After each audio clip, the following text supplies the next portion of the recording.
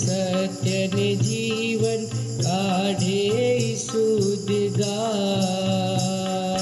હું છું માર્ગ સત્ય ને જીવન કાઢે સુદગાર.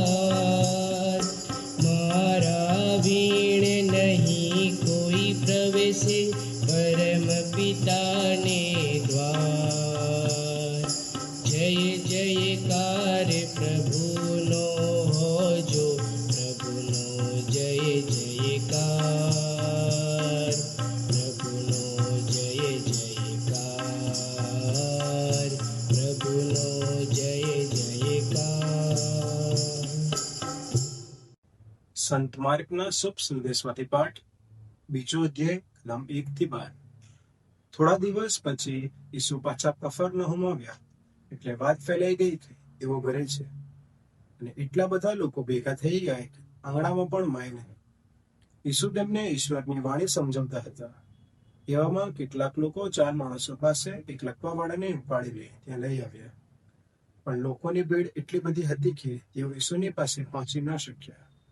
એટલે ઈસુ હતા ત્યાં આગળનું સાંપડું તેઓએ ખોલી નાખ્યું, અને એ બાકોરામાંથી લકવાવાળા માણસને બિછાના સાથે નીચે ઉતર્યો.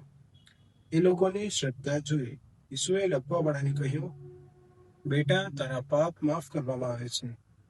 હવે ત્યાં કેટલાક શાસ્ત્રીઓ બેઠા હતા. તેઓ મનમાં વિચાર કરવા લાગ્યા કે આ માણસ કેમ આમ બોલે છે? આ તો ઈશ્વરની નિંદા કરી છે.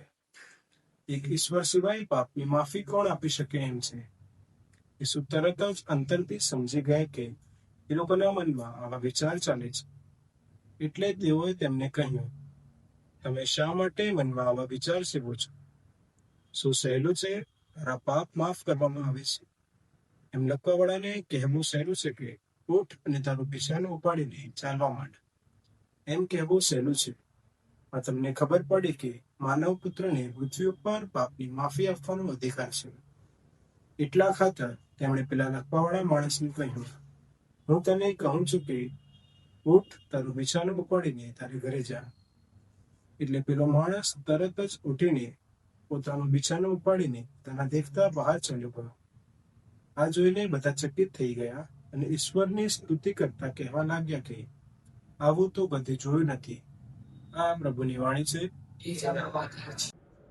જય ઈસુ વાલા ધર્મજનો, આજના શુભ સંદેશમાં આપણે જોયું કે 4 મિત્રો એક લકવાગ્રસ્ત માણસને ઈસુ તરફ લાવે છે, અને ઈસુ તેઓનો વિશ્વાસ જોવે છે, અને ઈસુ ત્યાં કહે છે, બેટા, તારા પાપ માફ થયા છે.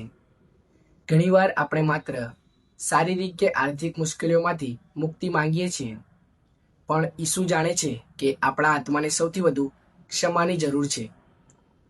વળી પેલા 4 મિત્રોનો વિશ્વાસ આપણને એ શીખવે છે કે આપણે બીજાને ઈસુ તરફ લઈ જવા માટે નિમિત્ત બનીએ.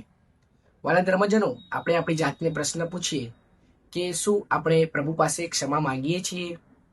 શું આપણે બીજાને ઈસુ તરફ લઈ જવા માટે નિમિત્ત બનીએ છીએ? ત્યાં બેઠેલા શાસ્ત્રીઓ પણ મનમાં વિચારે છે કે પાપ માફ કરનાર ઈશ્વર સિવાય બીજું કોણ હોય? અને ઈસુ ત્યાં સાબિત કરે છે કે તેમની પાસે પૃથ્વી પરના દરેક પાપ માફ કરવાનો અધિકાર છે. અને તે જ સમયે પેલા માણસને ઈસુ કહે છે, ઉઠ, તારી પથારી ઉઠાવ અને તારે ઘેર જા. આપણી દરેક લાચારીને દૂર કરવાનું સામર્થ્ય ઈસુ પાસે છે. જે માણસ જે પથારી પર સૂતો હતો એ જ પથારી લઈને તે ચાલતો થાય છે. ઘણીવાર આપણી નબળાઈ જ આપણી સાક્ષી બને છે. શુભ સંદેશ પ્રમાણે વિશ્વાસ એ છાપરું ઉખેડવાની હિંમત છે, અને પ્રભુનો આપણા પ્રત્યેનો પ્રેમ એ પથારી છોડીને ચાલવાનું સામર્થ્ય છે. તો આવો આપણે પૂરા વિશ્વાસથી અને હૃદયની પૂરી નમ્રતાથી ઈસુ પાસે આવીએ. ઈસુ આપણને ચોક્કસપણે બમણું વરદાન આપશે. જય ઈસુ.